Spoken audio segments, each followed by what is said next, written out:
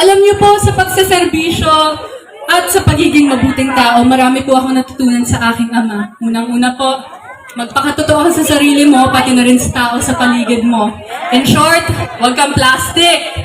Pangalawa, huwag kang namimili ng tao. Mahirap man yan o mayaman, equal lang yan dapat sa paningin mo. At pangatlo, kung saan ka man makarating sa buhay, wag na wag kang yayabang. Yun po ang mga natutunan ko sa aking ama na si Richard Rick Ibay.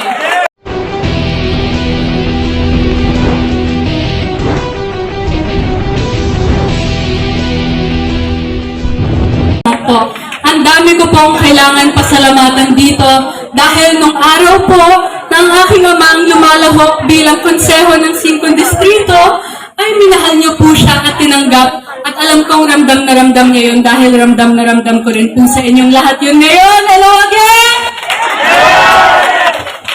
Alam niyo po, sa pagsaserbisyo at sa pagiging mabuting tao, marami po ako natutunan sa aking ama. Unang-una po, magpakatotoo ka sa sarili mo, pati na rin sa tao sa paligid mo. In short, huwag kang plastic. Pangalawa, huwag kang namimili ng tao. Mahirap man yan o mayaman, equal lang yan dapat sa paningin mo. At pangatlo, kung saan ka man makarating sa buhay, wag na wag kang yayabang. Yun po ang mga natutunan ko sa aking ama na si Richard Rick Ibay. Marami siguro sa inyo ang nagtataka, ano ba ang kayang gawin ng isang Ryan Ibay? Bago ko po sagutin yung tanong na yon, alam niyo po ba magkano ang pondo ng barangay yearly? Hindi niyo po alam? Hindi po. Ang pondo po ng barangay natin yearly ay 4 million pesos po. Sa 4 million pesos po na yon, nahahati po doon 10% para sa sangguniang kabataan. So, in short, 400,000 a year po ang ginagamit para sa sangguniang kabataan na nahahati pa sa 55% na personal services. Ano po ba yung personal services? Yun po ang ginagamit na pangsweldo sa mga kumakatawan ng sangguniang kabataan at 45% po para sa mga proyekto. Ang 45% po ng 400,000 ay 180,000 po lamang. Tingin niyo po ba, kasya po ang 180k a year sa kabataan dito? Hindi po. Parang sa school supplies, kulang pa po yun, di ba? Kaya po ako nandito ngayon dahil may pangarap po ako. May pangarap po ako, hindi po lamang sa ating mga kabataan sa barangay, pati na rin po sa kabataan ng buong lungsod ng Maynila.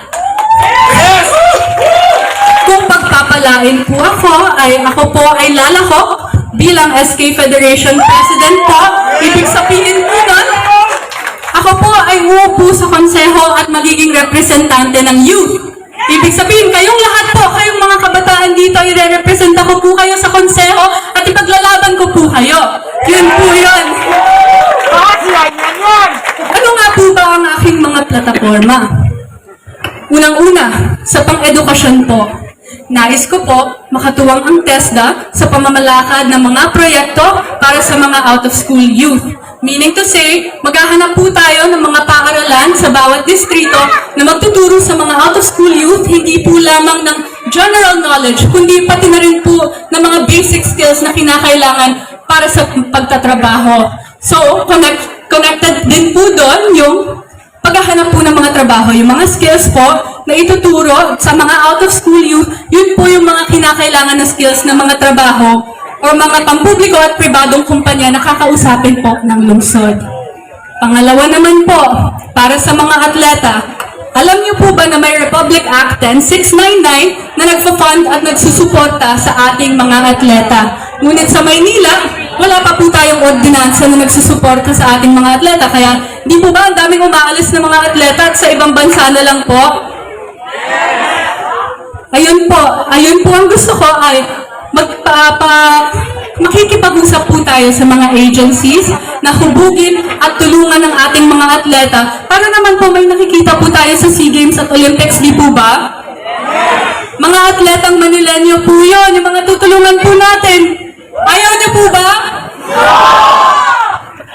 Pangatlo po, siguro alam niyo po ang ordinansang 8564 at 8568, ang Social Amelioration Program na nagbibigay ng 1K monthly allowance sa mga mag-aaral sa UDM at PLM, pati na rin ang 500 monthly allowance sa mga qualified na senior high students. Tingin niyo po ba UDM at PLM lang yung may kailangan ng allowance na yon?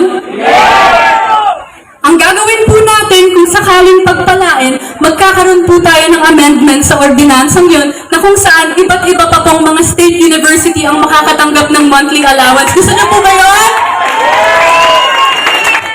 Okay, lastly, ayoko na po pahabain masyado, baka mabore na po kayo. Ang pangarap ko po at ang pangako ko sa aking sarili at sa aking mga magulang ay maging doktor. Given na magiging doktor po, hindi po mawawala ang healthcare dito sa Maynila. Medical mission, blood drive, ano po ba kailangan nyo? Ibibigay po natin yan, ibibigay po ng lungsod yan sa inyo. Muli po, ako po si Juliana Ibay. Wait lang. Bago ang lahat, pangarap pa po yun. Sana po makuha ko po yung tulong at suporta nyo para po makamit ang mga pangarap na yon dahil para yun sa buong kabataan ng lungsod ng Maynila. Muli, ako si Juliana Yanyan Ibay, tumatakbo pong SK Chairman ng Barangay 764. Kagaya nga po ng sabi ni Papa, hindi niyo ako pinabayaan sa init ng araw. Pinayungan pala. Pinayungan niyo ako sa init ng araw. Hindi ko rin po kayo iiwan sa patak ng ulan.